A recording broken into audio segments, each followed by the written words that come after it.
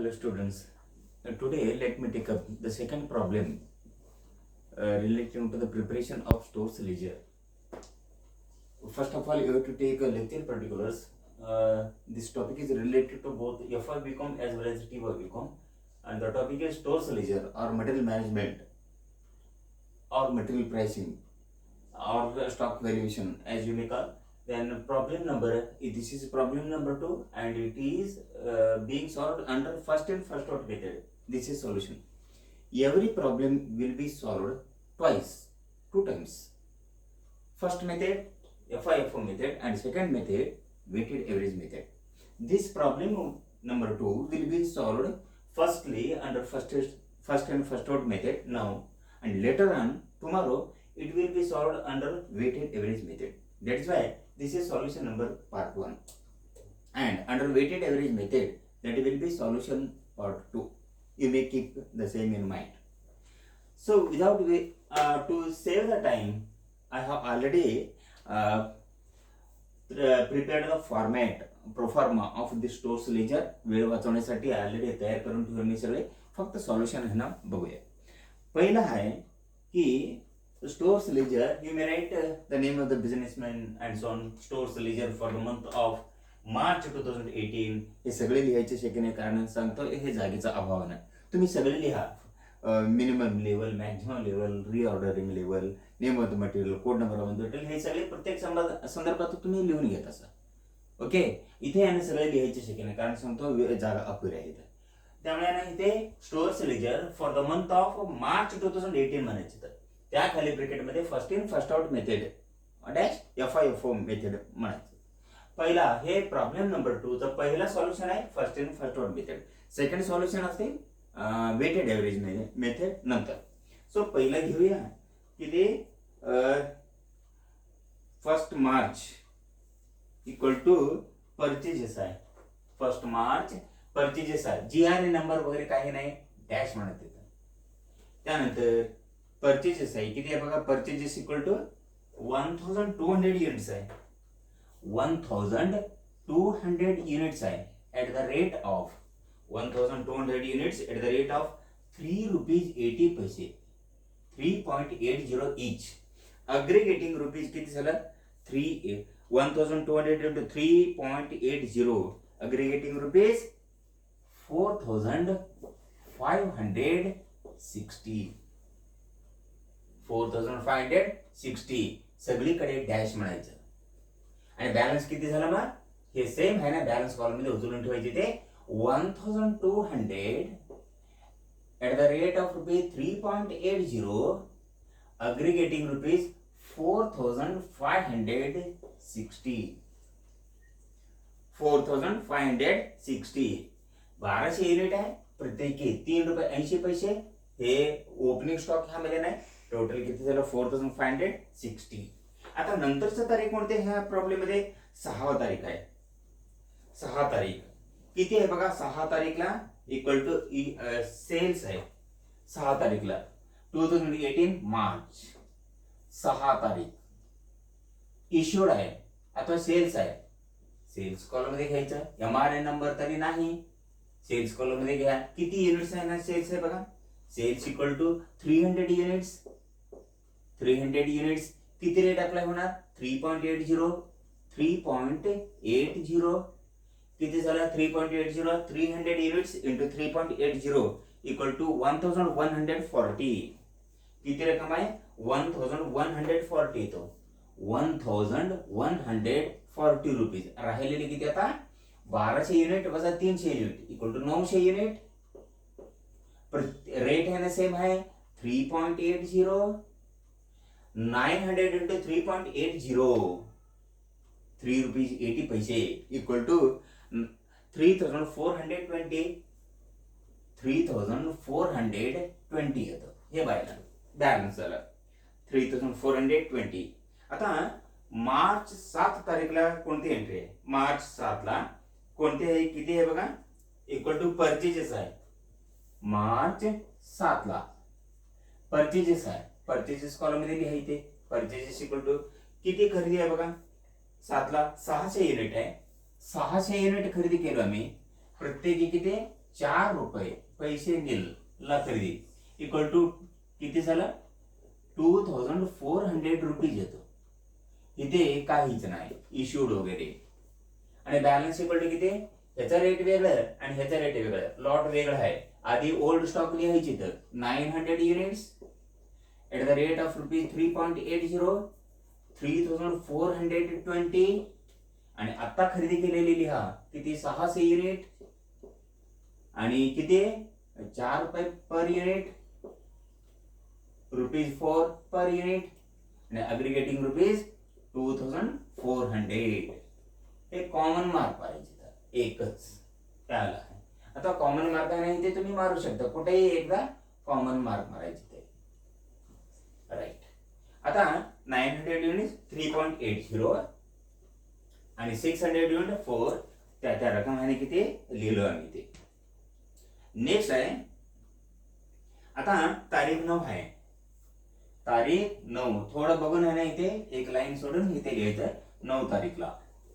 9 तारीखला काय आहे बघा किती रिटर्न्स आहे. इथे आहे ना नोट आहे एक out of March purchases on March 700 units वर return to supplier on March 9 मार्चला 7 मार्चला जे खरेदी झालेलं आहे 7 मार्चला खरेदी किती यापैकी किती युनिट्स परत पाठवला मी 100 युनिट परत म्हणजे सेल्स मध्ये कमी झालं ते सेल्स म्हणून समजून घ्यायचं. परत इक्वल टू किती हे डॅश झालं आणि रिटर्न्स म्हणायचं फादर रिटर्न्स इथे कुठेतरी आहे ना रिटर्न्स म्हणायचे ते रिटर्न्स किती युनिट्स आहे 100 युनिट्स.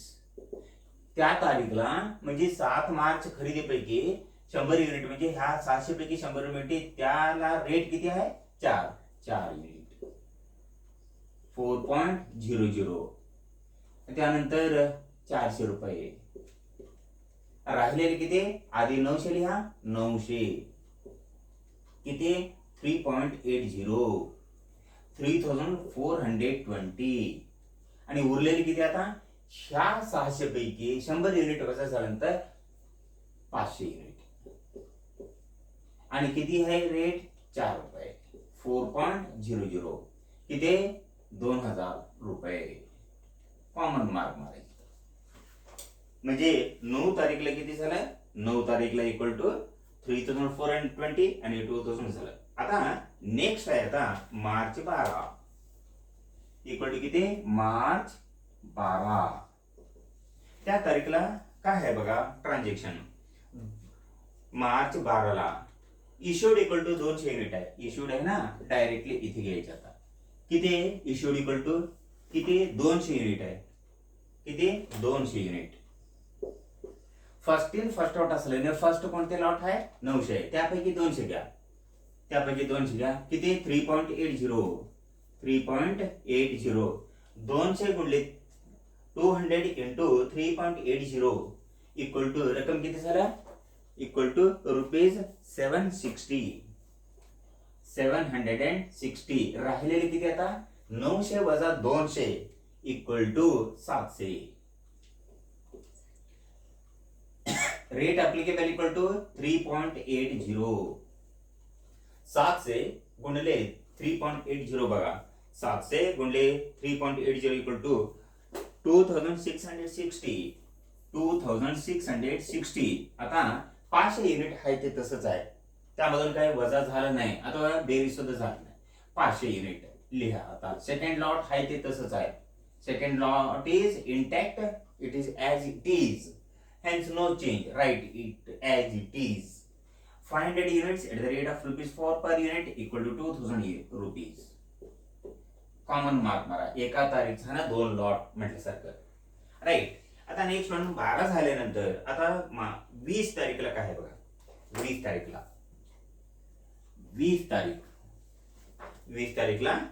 किती खरेदी आहे खरेदी इक्वल टू किती खरेदी इक्वल टू 20 तारीखला खरेदी इक्वल टू किती आहे बघा 400 युनिट आहे. ओके 400 युनिट खरेदी केलं मी त्या तारीखला प्रत्येक एक किती आहे 400 युनिट खरेदी झाला प्रत्येक ₹4.20 आहे 4.20 आहे 400 गुणले 4 रुपये 20 पैसे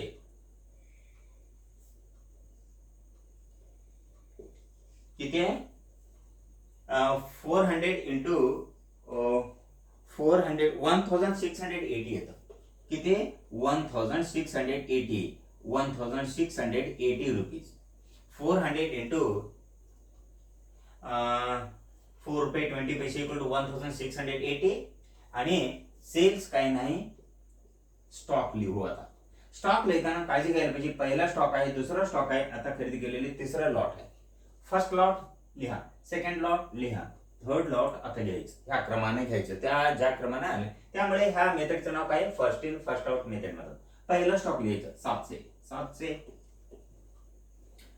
3 रुपये 80 पैसे 2660 त्यानंतर दुसरा लॉट 500 4 रुपये नील टोटल इक्वल टू 2000 आता नंतर खरेदी केलेले थर्ड लॉट म्हणतो आम्ही आताच घ्या 400 युनिट प्रत्येकी ह्याने 4 रुपये 20 पैसे ला एक युनिट है 1680 हे एका तारीखला असलेले कोणत्या तारीखला 20 तारीखला असलेले 3 लॉट आहेत 20 तारीखचं झाला आता 20 तारीख झाल्यानंतर आता नेक्स्ट वन आहे 25 तारीखला ट्रान्झॅक्शन काय बघा 25 तारीखला मार्च 25 ला किती 400 युनिट दिलं आम्ही 400 युनिट याने इश्यू केलं आम्ही ओके ठीक आहे आता इथे बघा 25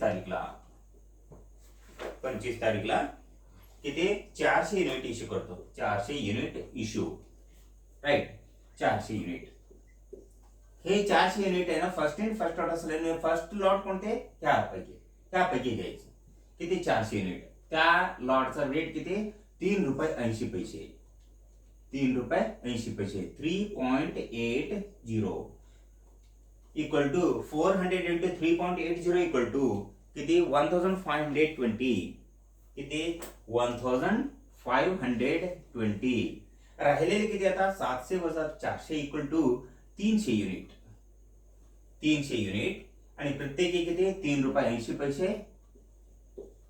राहिलेले 300 गुणिले 3 रुपये 80 पैसे इक्वल टू 300 गुणिले 3 रुपये 80 पैसे इक्वल टू किती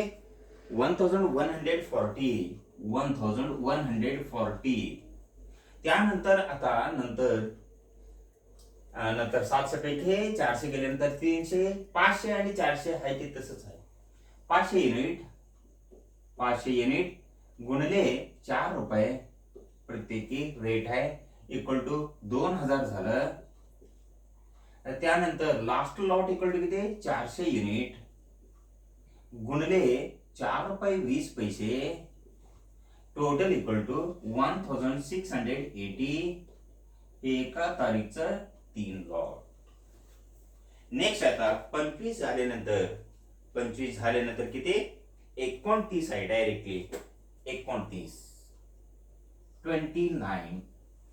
त्या तारीखला काय आहे बघा 29 इक्वल टू खरेदी इक्वल टू किती खरेदी आहे त्या तारीखला 800 युनिट खरेदी आहे त्या तारीखला किती 800 युनिट खरेदी आहे 800 युनिट प्रत्येक युनिटला आहे ना रेट किती आहे बघा किती 4 रुपये 40 पैसे 4.40 800 गुणले 4 रुपये 40 पैसे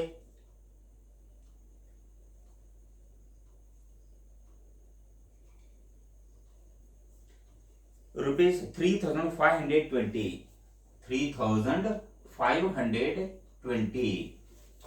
रुपीज 3520 आता नंतर आहे ना लॉट लिहा इथे 4 झाला लॉट पहिला लॉट दुसरा लॉट तिसरा लॉट चौथा लॉट हा नवीन लॉट त्याच क्रमाने लिहायचं इक्वल टू पुढे काही नाही ते घ्या आता नंतर घ्यायचा पहिला लॉट घ्यायची तर पहिला लॉट इक्वल टू कोणत्या पद्धतीने घेतो आम्ही लक्ष द्या पहिला लॉट इक्वल टू 300 500 लिहा 400 लिहा नंतर 800 लिहा 300 units at the rate of rupees 3.80 aggregating rupees 1140 next 500 units at the rate of rupees 4.00 aggregating rupees 2000 ₹2000.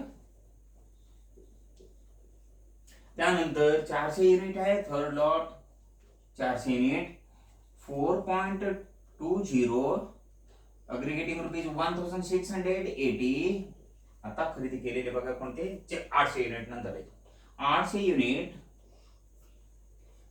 Into 4.00 4.40 I mean 4.40 rupees किती रुपीज इक्वल टू 3520 एका तारीखचं 4 लॉट आहे. आता नेक्स्ट वन लिहायचं ते 31 March.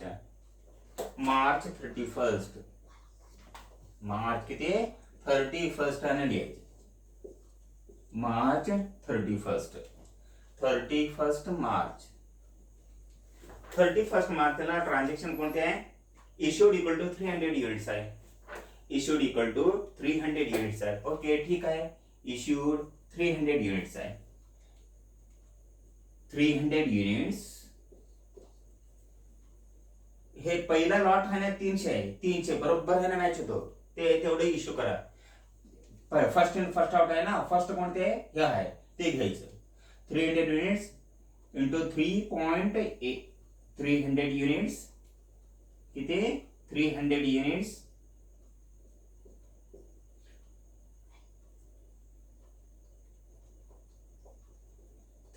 Units eight the rate of rupees. पहिला किती 3.80 equal to 1140 झालं. राहिलेले आता हे लॉट गेल्यानंतर परफेक्टली आणि राहिलेले 500 400 800 तेवढं तपशील घ्यायचं. 500 unit at the rate of rupees 4.00 per unit. नंतर 400 युनिट गुणले 4 रुपये 20 पैसे आणि last one equal to 800 unit गुणले 4 रुपये 40 पैसे इक्वल टू 3500. रक्कम किती आहे बघा आता 500 युनिट 400 500 400 2000 रुपये. त्यानंतर नेक्स्ट वन कोणते आता next one equal to 400 unit गुणले 4 रुपये 20 पैसे 400 गुणले इंटू 4 रुपये 20 पैसे इक्वल टू 1680 आणि next one equal to 800 unit है 800 युनिट गुणले 4 रुपये 40 पैसे 800 गुणले 4 रुपये 40 पैसे equal to 3520. This is the lot of 88. This is the answer. लक्षात घ्या आन्सर म्हणजे एक्झामिनेशन मध्ये कोणते असतो 500 युनिट 4 रुपये 2000 400 युनिट 4 रुपये 20 पैसे 1780 800 युनिट गुणले 4 रुपये 40 पैसे equal to 3520. This is the answer. So in this way we have tried to solve the problem. So take down our lecture particulars. This is the problem number 2 and it is based on we have prepared Stowe's ledger under the method first in first out method. This is solution. Tomorrow I will prepare solve the problem same problem number 2 based on weighted average method. So you please take down the screenshot of this entire solution of the problem and also take down the problem which I am going to post on your WhatsApp group. So that is all. Thank you.